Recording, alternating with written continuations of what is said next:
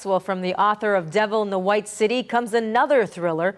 Chicago professor William Dodd and his daughter Martha find themselves in Berlin in 1933, the first year of Hitler's reign. Dodd was assigned by President Roosevelt to be America's first ambassador to Nazi Germany. In the beginning, the pair found the new Germany enthralling, not like the newspapers back home had described.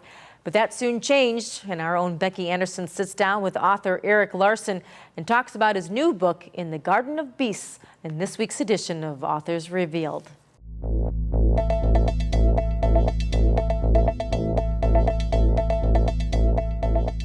Welcome to Authors Revealed. I'm Becky Anderson. I am so thrilled I have one of my favorite authors. It's Erik Larson, the New York Times bestselling author of Devil in the White City. He's here with his new book. It's called In the Garden of Beasts: Love, Terror, and an American Family in Hitler's Berlin.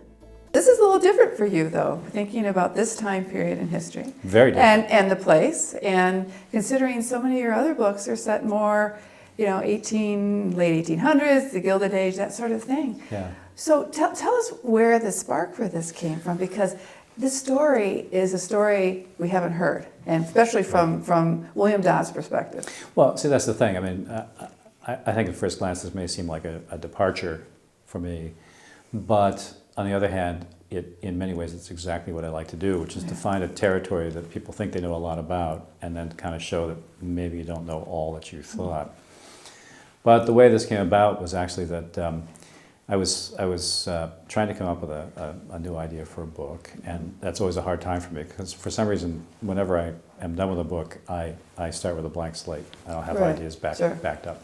Erik, how long did you research this book? And I'm always wondering about, with your books, when you're doing your research, is that the fun part of it? Is that the journey that's so exciting, more so than the actual writing? Or what part of it do you enjoy? I like both parts, I mean, the research and the writing, but I do generally like the research part a lot, although I have to say, being immersed day in, day out in the pathology of Hitler's Germany became a very, very trying thing. And I've heard that from others who have done a lot of reading, even. Okay. Just, in fact, I got an email through my website from somebody who said that he had read just the Rise and Fall of the Third Reich and found himself depressed afterwards.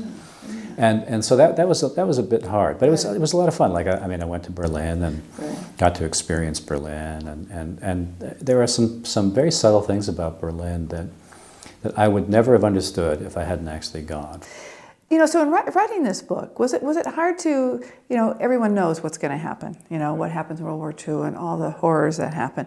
How do you keep all of that out of your mind when you're writing the book and trying to show what was happening at the time and what was the attitudes and the sentiments and what people were thinking? Well, I really tried to adhere closely to the point of view of the characters of the time. Mm-hmm. Even to the point where whenever I made reference to what we know as World War I, obviously at that time there had been no World War II, so it was not known as World War I, it was known as the Great War or the Past War.